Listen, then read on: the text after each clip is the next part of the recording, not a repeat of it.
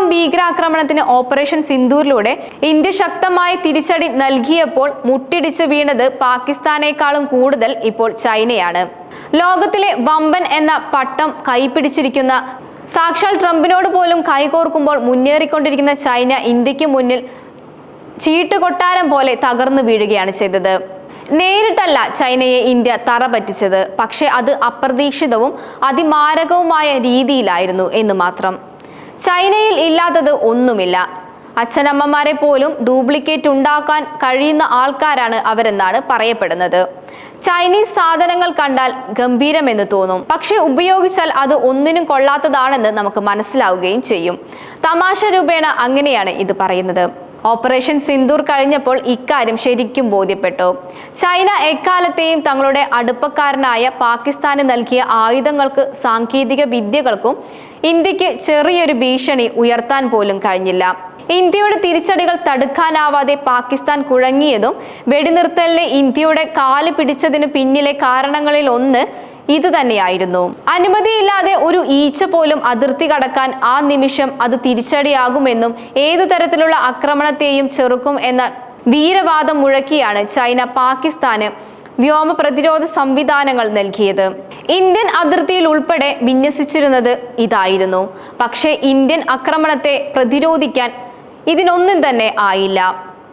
മാത്രമല്ല, തന്ത്രപ്രധാന സ്ഥലങ്ങളിൽ ഉൾപ്പെടെയുള്ള പാകിസ്ഥാന്റെ വ്യോമ പ്രതിരോധ സംവിധാനങ്ങൾ ഇന്ത്യ തകർക്കുകയും ചെയ്തു. ആയുധങ്ങൾ ഉൾപ്പെടെ എല്ലാത്തിനുമുള്ള സഹായവും പാകിസ്ഥാന് ചൈന നൽകിയെങ്കിലും ഒരിക്കൽ പോലും അവർ അത് തുറന്ന് സമ്മതിച്ചിട്ടില്ല. ഇതിനു പിന്നിൽ വ്യക്തമായ ചില കാരണങ്ങൾ ഉണ്ടെന്നാണ് വിദഗ്ധർ പറയുന്നത്. ചൈനീസ് ആയുധങ്ങളുടെയും സാങ്കേതിക വിദ്യകളുടെയും ഏറ്റവും വലിയ ഉപഭോക്താക്കൾ പാകിസ്ഥാൻ തന്നെയാണ്. ഇന്ത്യയുമായുള്ള കടുത്ത ശത്രുത ചൈനീസ് ആയുധങ്ങൾ വാങ്ങിക്കൂട്ടാൻ പാകിസ്ഥാനെ പ്രേരിപ്പിക്കുകയുമാണ്.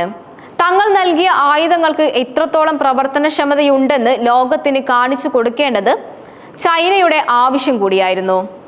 പഹൽഗാം ഭീകരാക്രമണത്തെ തുടർന്ന് ഓപ്പറേഷൻ സിന്ദൂറിലൂടെ തിരിച്ചടി നൽകിയ ഇന്ത്യക്ക് നേരെ പാകിസ്ഥാൻ ആക്രമിക്കാൻ മുതിർന്നപ്പോൾ ആ അവസരത്തെ തങ്ങളുടെ ആയുധങ്ങളുടെ ശക്തി ലോകത്തിനു മുന്നിൽ തെളിയിക്കാനുള്ള അവസരമായാണ് അവർ അതിനെ കണ്ടത്.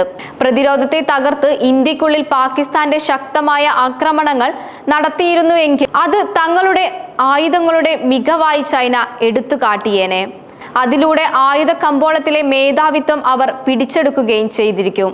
പാകിസ്ഥാന് പുറമെ ചില ആഫ്രിക്കൻ രാജ്യങ്ങൾക്കും ചൈന ആയുധങ്ങളും പ്രതിരോധ ഉപകരണങ്ങളും വിൽക്കുന്നുണ്ട്. കൂടുതൽ രാജ്യങ്ങളിലേക്ക് തങ്ങളുടെ ആയുധങ്ങൾ എത്തിക്കുകയും അതിലൂടെ സമ്പത്ത് വർദ്ധിപ്പിക്കുകയുമാണ് ചൈനയുടെ മറ്റൊരു ലക്ഷ്യം. പക്ഷേ ചൈനയുടെ അത്തരത്തിലുള്ള എല്ലാ സ്വപ്നങ്ങളും ഇന്ത്യ തകർത്ത് തരിപ്പിടമാക്കി കൊടുത്തിരിക്കുകയാണ്. ഇന്ത്യ സ്വയം വികസിപ്പിച്ചെടുത്ത സാങ്കേതിക വിദ്യകളെ വെല്ലാൻ ലോകത്ത് മറ്റൊരു ശക്തിയും ഇല്ലെന്ന് വ്യക്തമാക്കുന്നതായിരുന്നു യഥാർത്ഥത്തിൽ ഓപ്പറേഷൻ സിന്ദൂർ.